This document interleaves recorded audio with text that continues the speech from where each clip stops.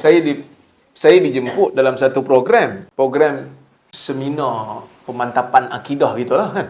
Jadi ada ustaz tu. Saya tak tahu saya dah cerita belum tuan-tuan. Belum kan? Saya pun dengar lah ustaz tu bentang paper. Baguslah dia punya pembentangan tu, ciri-ciri ajaran sesat. Bagus. Tapi dalam lebih kurang sejam setengah dia bentang tu. Keseluruhan bagus. Saya boleh kata baguslah A. Tapi dia cuma sentuh satu. Dia kata aliran yang sesat juga ialah apabila dia memegang pada zahir ayat-ayat sifat. Pegang zahir ayat sifat, dia kata benda ni boleh bawa kepada kufur. Boleh bawa pada kafir. Okey. Maka dia kata takwil. Dia kata kena takwil. Dia kata orang yang pegang pada zahir ayat ni, dia orang claim dia orang pengikut Imam Ahmad bin Hanbal. Sedangkan Imam Ahmad takwil. Dia bawa satu riwayat daripada Imam Ahmad. Waja'a rabbuka wal malaku saffan saffa. Ayat ni ada satu riwayat daripada Imam Ahmad. Imam Ahmad kata bukan Tuhan yang datang dengan malaikat, tapi yang datang tu waja'a amru rabbika. Arahan Tuhan yang datang dengan malaikat. Saya pun tunggu sesi soal jawab. Dia buka. Alhamdulillah dia buka soal jawab walaupun 15 minit je. Saya pun tanya. Saya kata, ustaz, saya nak tanya satu soalan. Riwayat daripada Imam Ahmad yang ustaz baca tadi, riwayat tu daif. Didaifkan oleh ulama Hanbali sendiri. Kerana dia adalah riwayat Hanbal. Hanbal ni anak saudara Imam Ahmad. Hanbal, kalau dia riwayat bercanggah dengan riwayat anak Imam Ahmad yang bernama Abdullah, riwayat Hanbal tertolak. Sebab anak Imam Ahmad lebih faham. Majoriti anak murid Imam Ahmad, mereka tidak takwil. Mereka tak kata Imam Ahmad takwil. Yang kata riwayat ni daif, siapa? Ibn Rajab Al-Hanbali.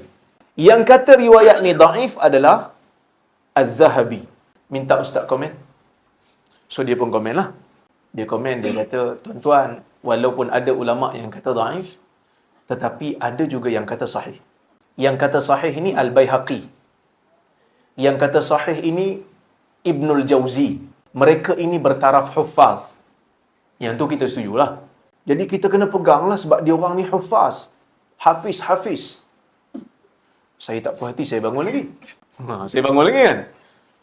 Bila saya bangun, sekali lagi saya bangun, saya potong, saya kata, ustaz, minta maaf ustaz. Kalau Baihaqi dengan Ibnul Jauzi dipanggil hafiz, Ibn Rajab dengan Zahabi ni bukan hafiz ke? So kita berbahas. Saya bukan nak bergaduh. Kita nak bahas. Bila jawapan dia kita tak puas hati, kita tanya balik kan? Zahabi dengan Ibn Rajab memberikan alasan yang lebih kukuh. Sebab dia kata riwayat Hanbal ni bercanggah dengan anak Imam Ahmad sendiri. So dari sudut nampak hujah tu kuatnya belah yang kata dhaif. Dia kata, kita macam mana pun kena pakailah Ibnul Jauzi sebab Ibnul Jauzi ni Sultan Hanabilah. Sultan Hanabilah makna ulama Hanbali yang bertaraf sultan lah. Yang bertaraf besar lah, bukan jalan-jalan lah. Saya kata, Ibnul Jauzi bukan seorang-seorang dia. Sultan Hanabilah, ramai lagi Sultan Hanabilah. Ulama besar dalam mazhab Hanbali, Ibn Rajab termasuk. Ibn Rajab Al-Hanbali termasuk. Bahkan Ibn Qudamah Al-Maqdisi tak takwil. Kan dia tulis kitab Zammut Ta'wil, celaan terhadap takwil. Ibn Qudamah Al-Maqdisi. Tuan-tuan, Ibn Qudamah ni dalam mazhab Hanbali, dia macam Nawawi dalam mazhab Syafi'i.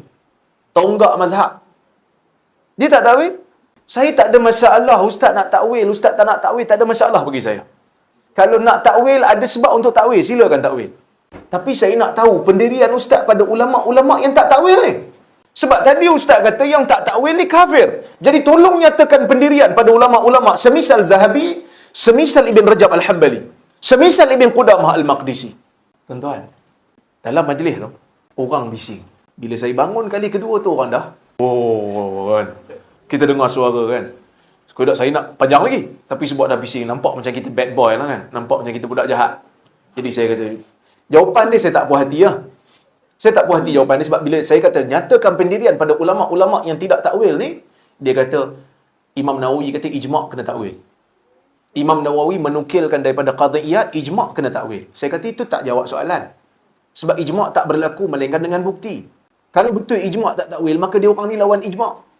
Sedangkan dia orang ni dipuji oleh ulama-ulama yang datang kemudian. Tuan-tuan, siapa yang belajar hadis tak guna kitab Zahabi?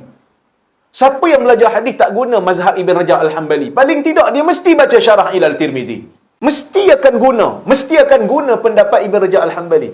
Tapi saya nak gambarkan cerita ni, saya nak kisah kepada tuan-tuan, bukan sebab nak tunjuk saya apa pun. Cuma kita nak kata budaya berhujah ni, saya berhujah dengan dia, saya tak ada masalah peribadi dengan dia. Dan dia pun tak ada masalah peribadi dengan saya. Cuma bila kita berhujah, orang nampak macam kita, sedangkan kita berhujah. Jadi bila saya duduk lepas tanya tu, saya tak puas hati kan. Dia tak bagi jawapan, saya duduk. Ada ustaz petani sebelah saya tu. Ustaz tu daripada petani. Dia pun hadir ke. Tak jawab soalan. Tak jawab soalan lah kan. Jadi, budaya dialog, budaya berhujah dengan adab perlu dibudayakan dalam masyarakat kita. Bukan nak bergaduh, tak nak cari yang terbaik. Ini sekali bila kita ajak berhujah, nampak macam ni nak gaduh ni. Tak. Itulah hampa kerja ustaz-ustaz, nak bergaduh je kerja. Tak, bukan nak bergaduh. Tuan-tuan buka buku apa? Buku-buku fiqah. Akan ada penghujahan. Buka Al-Mughni, buka Al-Majmu', akan ada penghujahan. Cuma mungkin masyarakat kita kurang didedahkan dengan budaya berhujah, sehingga dia kata bila berhujah ni nak bergaduh. Itulah hampa ni, dia kata, kami orang awam jadi penin. Memanglah orang awam penin. Sebab orang awam tak sampai lagi martabat dia. Kan? Orang awam dia akan jadi penin lah sebab dia tak faham apa yang orang tu bincang. Jadi takkan semua nak jadi orang awam. Kita ada ilmu sikit, lepas tu kita, tak boleh ni kalau saya cakap kepada orang awam penin. Itu sampai bila orang awam nak belajar? Semua nak jadi bodoh saja. Ustaz Gi, kalau tak berbahasa, orang kata ustaz tak ada kerja. Kan? Ustaz ni kerja dia faham. Kan? Isu-isu agama kan?